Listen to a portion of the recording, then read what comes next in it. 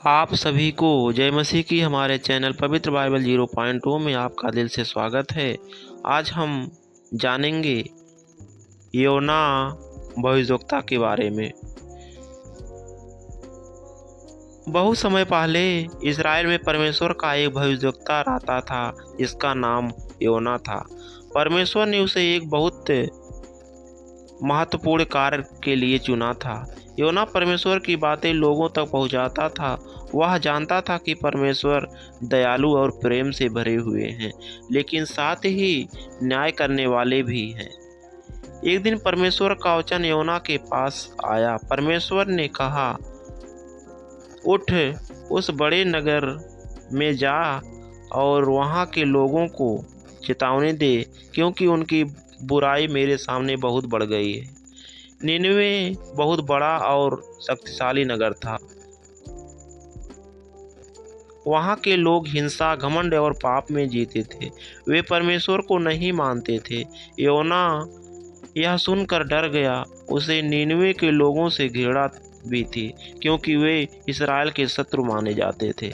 योना सोचने लगा कि यदि वे लोग पश्चाताप कर लेंगे तो परमेश्वर उन्हें क्षमा कर देंगे। वह नहीं चाहता था कि उनके ऊपर दया हो, इसलिए योना ने परमेश्वर की आज्ञा मानने के बजाय उनसे दूर भागने का निश्चय किया। वह समुद्र किनारे एक नगर पहुंचा और वहां से जहाज में बैठकर दूर देश जाने लगा। उसे लगा कि वह परमेश्वर की उपस्थिति से दूर भाग सकता है, लेकिन कोई भी व्यक्ति परमेश्वर से छिप नहीं सकता। जब जहाज समुद्र के बीच पहुंचा, तब अचानक बहुत बड़ा तूफान उठा। तेज हवाएं चलने लगी। समुद्र की लहरें जहाज से टकराने लगी। नाविक बहुत डर गए। वे अपने अपने देवताओं को पुकारने लगे। जहाज टूटने की स्थिति में पहुंच गया। उस समय योना जहाज के नीचे जाकर सो रहा था। जहाज के कप्तान ने उसे जगाया और कहा, तू क्यों सो रहा है? उठ, अपने परमेश्वर से प्रार्थना कर, शायद वह हमें बचा ले। नाविकों ने यह जानने के लिए चिट्ठी डाली कि यह विपत्ति किस कारण आई। चिट्ठी योना के नाम निकली। तब सबने उससे पूछा, तू कौन है? कहाँ से आया है? यह विपत्ति क्यों आई है? योना ने उत्तर दिया, मैं इब्रानी हूँ और स्वर्ग के परमेश्वर की उपासना करता हूँ, जिसने समुद्र और पृथ्वी को बनाया है। मैं उसके सामने से भाग रहा हूँ। यह सुनकर नाविक और अधिक डर गया। उन्होंने पूछा, अब हम क्या करें ताकि समुद्र शांत हो जाए? योना ने कहा, मुझे समुद्र में फेंक दो, तब समुद्र शांत हो जाएगा। मैं जानता हूँ कि यह बड़ा तूफान मेरी वजह से आया है। नाविक पहले ऐसा नहीं करना चाहते थे। उन्होंने बहुत कोशिश की जहाज किनारे पहुंच जाए, लेकिन तूफान और बढ़ता गया। अंत में उन्होंने परमेश्वर से प्रार्थना की और योना को समुद्र में फेंक दिया। जैसे ही योना समुद्र में गिरा, तूफान शांत हो गया। समुद्र बिल्कुल शांत हो गया। यह देखकर नाविकों को परमेश्वर का भय हुआ और उन्होंने उसकी आराधना की। परमेश्वर ने योना को बचाने के लिए एक बड़ी मछली तैयार की। उस मछली ने योना को निगल लिया। योना 3 दिन और 3 रात उस मछली के पेट में रहा। अंधकार और अकेलेपन में योना को अपनी गलती का एहसास हुआ। उसने परमेश्वर से प्रार्थना की। उसने कहा, हे प्रभु, मैंने संकट में तुझे पुकारा और तूने मेरी सुन ली। तूने मेरी जान को गहरे पानी से बचाया। योना ने पश्चाताप किया और परमेश्वर से क्षमा मांगी। तब परमेश्वर ने उस मछली को आदेश दिया और उसने योना को सूखी भूमि पर उगल दिया। फिर परमेश्वर का वचन दूसरी बार योना के पास आया। परमेश्वर ने कहा, उठ, निनवे नगर में जा और जो बातें मैं तुझसे कहूँ उन्हें लोगों तक पहुँचा। इस बार योना ने परमेश्वर की आज्ञा मानी। वह निनवे पहुँचा। वह नगर इतना बड़ा था कि उसे पार करने में 3 दिन लगते थे। योना नगर में घूम घूम कर कहने लगा, 40 दिन के बाद निनवे नष्ट कर दिया जाएगा।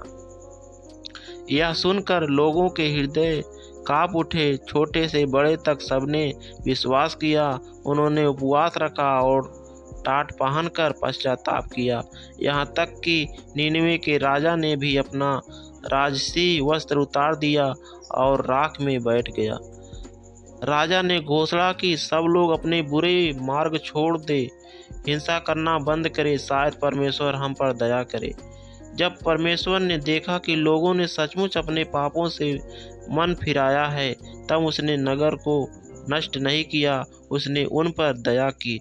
लेकिन योना इससे बहुत नाराज हुआ। उसने परमेश्वर से कहा, हे प्रभु, मैं पहले से जानता था कि तू दयालु और कृपालु परमेश्वर है, इसी कारण मैं भाग गया था।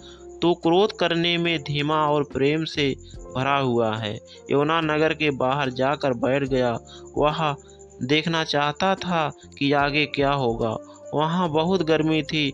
तब परमेश्वर ने एक पेड़ उगाया ताकि उसकी छाया से योना को आराम मिले। योना उस पेड़ से बहुत खुश हुआ। लेकिन अगले दिन परमेश्वर ने एक कीड़ा भेजा जिसने उस पेड़ को सुखा दिया।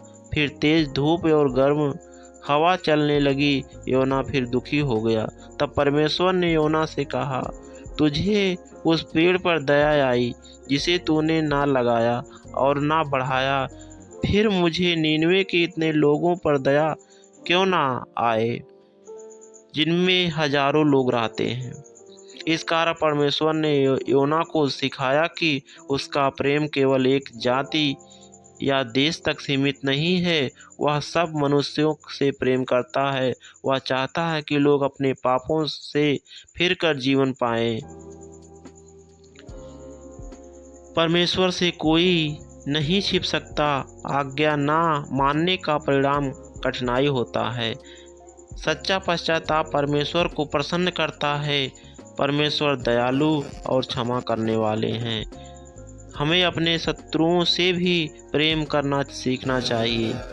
यह कहानी केवल एक भविष्यवक्ता की यात्रा नहीं, बल्कि परमेश्वर की असीम दया और प्रेम का संदेश है। आमीन।